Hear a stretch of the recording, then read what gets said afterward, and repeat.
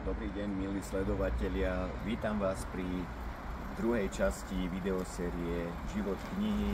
Chcel by som vám povedať, čo to všetko obnáša, aj nejaké povinnosti existujú s týmto.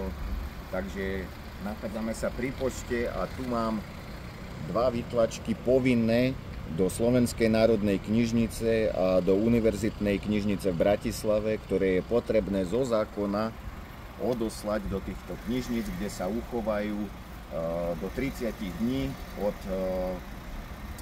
toho dátumu, kedy kniha bola vydaná. Zároveň pri nesplnení tejto požiadavky môže dôjsť k uvaleniu pokuty 3000 eur.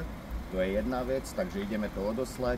Druhá vec je taká, že zajtra bude v týždenníku My Kysuce polstranový článok, dokumentácia udalosti krst knihy, čo sa udiala minulý týždeň.